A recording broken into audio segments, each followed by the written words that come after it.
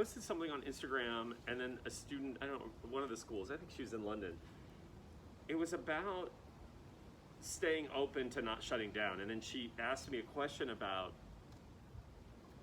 it was basically about awareness. And she said, well, she said, I thought you teach not being in your head and not being, like, if you're aware of something, it's sort of like, she's extrapolating that to be aware of something means to be in your left brain, or to be critical about it, or to be very much in your headspace. And that's not really what awareness is about. Awareness, it's very difficult, like I lectured on last week, it's very difficult to find the words that describe what does awareness mean. Awareness right now is the wind. I can feel it on the blonde hairs of my arm here. I feel, that's awareness. I'm not, oh my God, I am dissecting and diagramming and taking apart what it means to have wind on my fur. See what I'm saying? It's just awareness. It's being alive, being alive. So I think what we want to try to keep being aware of is enacting. The older I get, what I discover is it's not so much the critical, cognitive, taking apart, figuring something out, having to engage in analysis paralysis about the scene, although some of that stuff is important to understand where we are to how to move through it. But most of the bigger questions you have are awareness-based, mostly coming from one big question. If I weren't scared, what would I do? And we don't even realize like how powerful that word fear is, so we don't even think that we're often scared about things.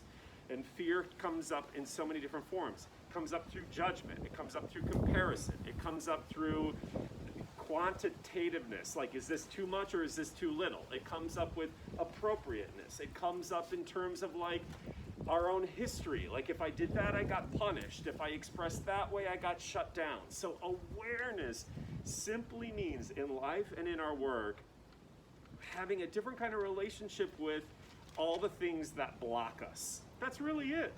And you guys, I think that that's really how to master, if there is such a word, the mastery of our own lives, of how do we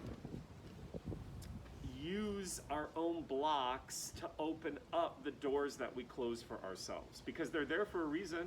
They're there to have us have awareness about this isn't true, this is something that got placed upon me when I was 8 years old, and I've been reenacting that lie for the last 20 years. It's all about being open to our limitlessness.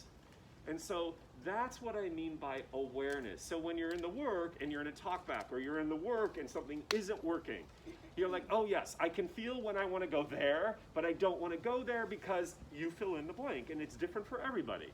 Mostly about judgments, you guys. Does this make sense? Yes. So the awareness, last point, is in your life this week, just notice where you have, oh, I don't want to feel this. When I feel this, I would rather feel this than feel this. See what I'm saying?